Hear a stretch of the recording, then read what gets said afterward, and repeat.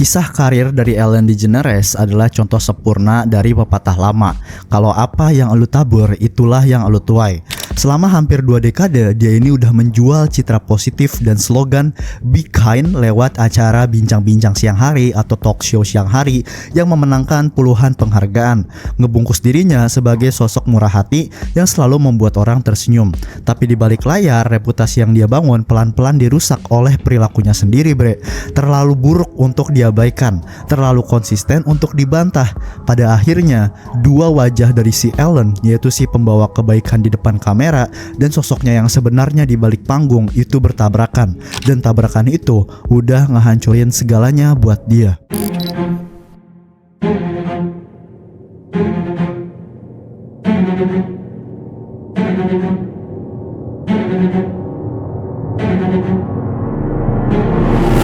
Bakat Ellen di panggung komedi itu bukan sekedar lumayan, itu mematikan karena hanya 5 tahun setelah dia keluar dari kuliah demi mengejar stand up komedi, dia udah melesat dari pembawa acara di bar-bar atau pub-pub lokal itu menjadi pemenang penghargaan Funniest Female Comedian in America.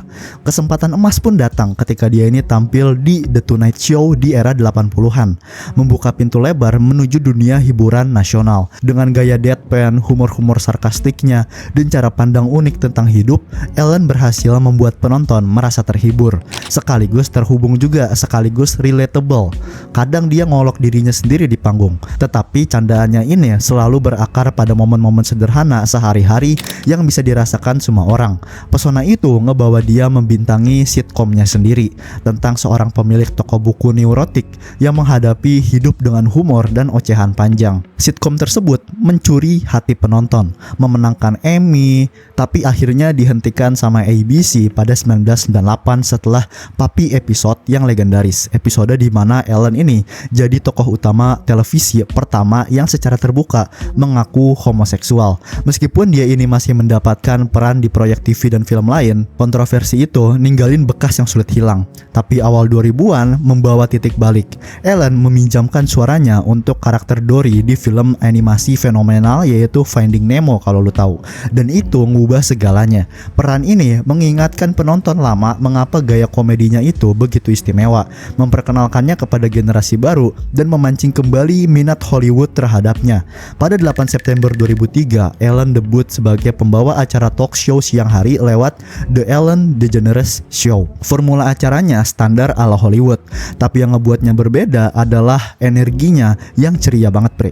Interaksi hangat dengan tamu dan penonton serta momen-momen kebaikan yang dia sajikan di layar, dari donasi amal dalam jumlah besar sampai membagi-bagikan hadiah langsung kepada penonton di studio. Ellen membuat acaranya ini menjadi pengalaman yang membuat penonton merasa senang, dan penonton yang senang adalah emas untuk rating.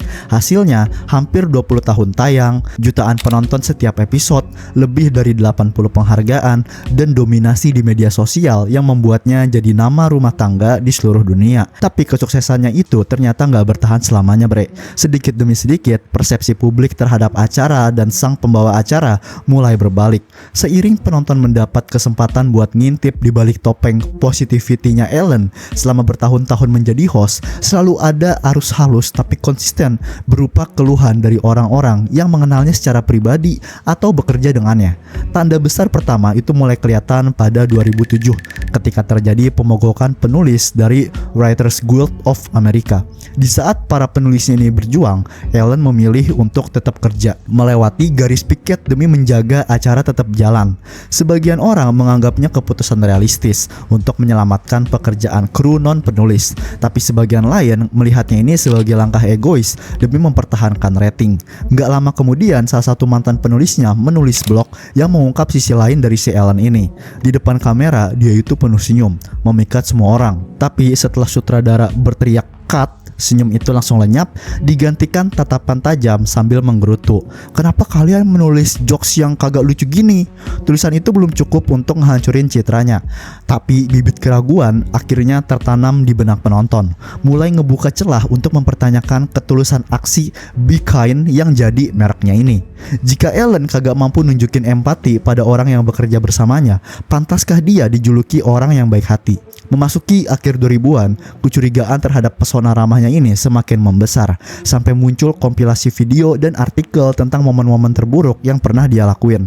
Setiap kali topengnya itu tergelincir, penonton melihat sisi lain yang jauh dari kata manis. Salah satu contohnya yang paling diingat itu adalah gift shop incident, ketika dia menguji kejujuran penontonnya dengan toko hadiah yang hanya memperbolehkan mengambil satu barang. Ketika ada yang melanggar, Ellen langsung menunjuk orang itu dari kerumunan dan mempermalukannya di depan semua orang. Sekilas mungkin kelihatannya tuh kayak gimmick-gimmick hiburan aja yang ada di TV-TV gitu kan, tapi bagi banyak orang itu justru memperlihatkan sisi kejamnya, bre. Kecurigaan itu memuncak ketika The New York Times itu merilis artikel berjudul Ellen DeGeneres is not as nice as you think. Artikel itu membahas kembalinya Ellen ke panggung stand up, pergulatannya menjaga citra manis di depan kamera, dan komentarnya tentang orang yang menganggapnya tidak baik. Itu mengganggu saya, apalagi kalau ada yang bilang begitu, karena itu ya kebohongan besar. Hari pertama saya bilang kalau satu hal yang saya mau adalah semua orang di sini bahagia dan bangga bekerja di sini, bangga bekerja dengan saya. Kalau tidak, jangan kerja di sini. Tidak boleh ada yang meninggikan suara atau tidak bersyukur. Itu aturannya sampai sekarang. Kalimat itu justru mengesankan bahwa lingkungan kerjanya memaksa orang untuk selalu positif. Bukan positif beneran, cuman dipaksa aja. Sebuah kebahagiaan yang harus dipaksakan, bukan alami. Realitas bekerja bersamanya akhirnya itu benar-benar terkuak pada 17 Juli 2020 ketika BuzzFeed merilis laporan yang memuat pengalaman kerja toksik dari satu pegawai aktif dan 10 mantan pegawainya The Ellen DeGeneres Show. Omong kosong behind itu cuman ada saat kamera nyala. Semua itu buat show doang, semua itu buat pencitraan doang, kata salah satu mantan pegawainya. Mereka juga menceritakan perilaku manajemen puncak yang rasis, pilih kasih, dan menekan keluhan tentang lingkungan kerja yang beracun.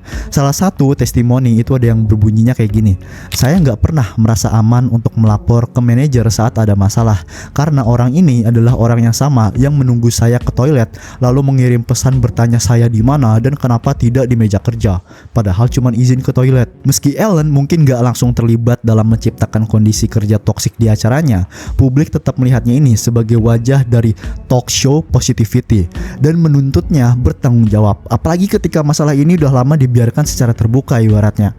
Hannah Muscat yang udah bergabung sejak musim pertama di tahun 2003 mengingat jelas bagaimana atmosfer ini bisa dibentuk. Sejak awal kita dikasih tahu, jangan bicara dengan Ellen, jangan lakukan ini, jangan masuk ke kantornya. Tekanan mental itu ngebuat semua orang bekerja sambil seperti kayak nginjak cangkang telur gitu, takut salah langkah. Muscat mengaku meski citra Ellen ini di luar adalah ratu kebaikan, ya kan dia ngomong be kind mulu gitu, di dalamnya justru terlihat kalau tempat kerjanya ini jauh dari kata menyenangkan. Salah satu insiden yang membekas adalah saat prosedur eksekutif Ed Glavin itu memarahi kru di rapat produksi. Bukannya menegur, Ellen malah menoleh dan tertawa. Terus ngomong gitu dia, setiap produksi butuh anjingnya, yang artinya Ed ini adalah anjing penjaga miliknya, siap nyerang siapapun tanpa dia perlu turun tangan langsung. Cerita dari staff itu makin menguat ketika thread viral di Twitter oleh Calvin Porter itu muncul, membeberkan interaksi nggak menyenangkan Ellen dengan penggemarnya. Waktu aku 15 tahun, Ellen bikin kontes, bikin patung wajahnya. Aku kerja keras, bikin surat, kirim semua itu. Beberapa minggu kemudian, dia pakai patung itu buat properti game dan malah ngasihnya ke orang random, ditempelin $500 di bawahnya. Tekanan publik memuncak. Warner Media turun tangan, menyelidiki, lalu memecat 3 eksekutif yang terlibat. Gak lama, Ellen mengirimkan memo ke para staf untuk mencoba meredakan situasi. Dalam memo itu dia nulis, hari pertama saya bilang acara ini akan jadi tempat bahagia. Gak ada yang meninggikan suara, semua diperlakukan dengan hormat. Jelas ada yang berubah dan saya kecewa mengetahuinya. Saya minta maaf, saya tidak selalu bisa memantau semua situasi ini dan bergantung pada orang lain untuk menjalankan seperti yang saya mau. Ternyata beberapa tidak melakukannya. Ini akan saya jamin akan berubah ke depannya. Di depan penonton, dia juga mengucapkan permintaan maaf bernada serupa. Saya benar-benar minta maaf, ini bisa kejadian sampai kayak gini. Orang-orang lolos dari kesalahan besar. Kita harus lihat keadilan. Dunia sekarang itu gak adil sama sekali. Banyak yang menilai permintaan maaf itu kayak manuver PR aja gitu, hambar dan gak menyentuh akar masalahnya. semuanya, nggak ada empatinya ibaratnya.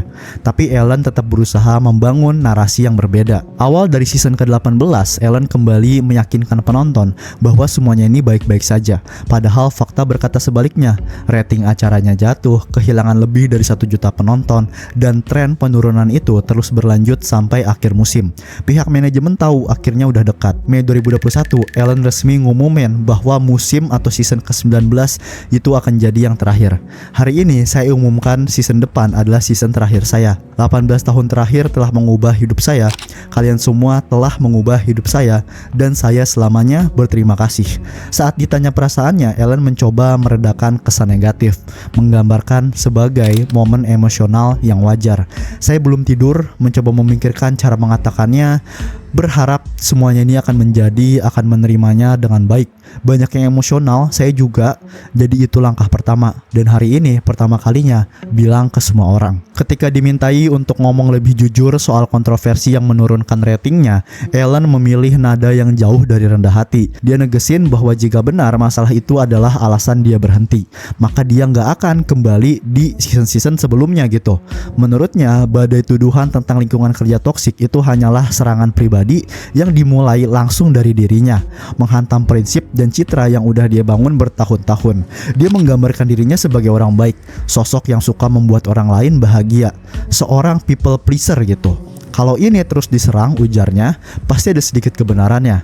Tapi kalimat itu bukan pengakuan, melainkan kelihatannya malah kayak defensif gitu loh. Lebih parahnya lagi, dia ngeklaim insiden itu udah kayak serangan terkoordinasi katanya. Terlalu rapih untuk dianggap kebetulan. Ellen menolak anggapan bahwa dia ini tahu kondisi di balik layar. Nyebut ukuran tim, yaitu 255 orang di berbagai gedung, dan pembagian tanggung jawab sebagai alasan.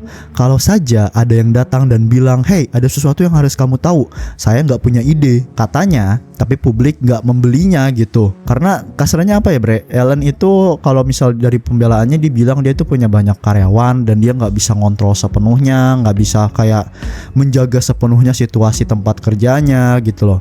Cuman kan ini nggak bisa meyakini publik gitu. Komentar bermunculan mengingatkan bahwa keramahan pada tamu selebritas berbeda jauh dari bagaimana seorang pemimpin memperlakukan staf yang bekerja di balik layar. Bagi penonton dan karyawan, ini tuh bukan sekedar kasus terisolasi, melainkan udah jadi masalah sistemik di tempat kerjanya Ellen ini. Di mata banyak orang, kurangnya empati Ellen itu membongkar bahwa pesan inspiratif acaranya itu hanyalah kemasan untuk kamera. Rumor lama tentang perilakunya kini terasa lebih kredibel, seperti cerita penonton bernama Dana Di Matteo. Dari terbang ke Los Angeles untuk bertemu idolanya, dia malah diberi instruksi produser bahwa dia nggak boleh terlihat lebih lucu atau lebih pintar dari Ellen. Ketika kamera mati, Ellen gak menyapanya, hanya duduk di sofa. Pola dingin ini ikut tercermin di spesial komedi terakhirnya pada 2024, For Your Approval. Di panggung, Ellen itu berkata, saya closingan acara setiap hari itu dengan ngomong be kind to one another. Kalau aja saya menutupnya dengan go fuck yourself, orang-orang akan kaget menemukan kalau saya baik. Dia mengaku motivasinya dulu itu adalah menyembuhkan luka masa kecilnya lewat membuat orang lain bahagia. Tapi kini menutupnya dengan untung aja ada uangnya gitu. Dengan meremehkan pengalaman kerja toksik yang terjadi di bawah namanya dan menyelipkan sindiran pada keluhan mantan staf dan penggemar, Ellen seperti sengaja menjadi versi dirinya yang paling tidak menyenangkan. Spesial komedi itu menuai ulasan buruk dan memicu gelombang kritik baru. Pada titik ini, tampaknya Ellen itu udah gak lagi peduli apakah publik mengetahui siapa dirinya sebenarnya. Dia udah menutup salah satu perjalanan talk show-nya paling panjang dan berpengaruh dalam sejarah televisi, dan kini bebas memilih proyek apapun, tapi dengan membuang sisa-sisa citra positifnya. Ellen juga membuang inti acara yang dulu ngebuatnya ini dicintai gitu loh. Semua ini menguatkan kepada satu kesimpulan: senyum, tarian, dan slogan itu hanyalah sandiwara sejak hari pertama. Oke bre, itu aja buat video gua kali ini. Kita udah ngebahas kejatuhannya ya dari Ellen DeGeneres. Gimana menurut kalian? Kalau kalian suka jangan lupa like, comment, share, dan subscribe channel ini. Dan oh iya, BTW gue baru aja buka membership yang dimana nanti isinya itu bakal lebih banyak video-video gue nyeritain soal skandal para influencer atau kasus-kasus kartel. Kalau kalian tertarik dengerin gue lebih banyak ngomong, silakan join membershipnya, tombolnya ada di bawah. Oke, sampai jumpa lagi di video selanjutnya. Dadah.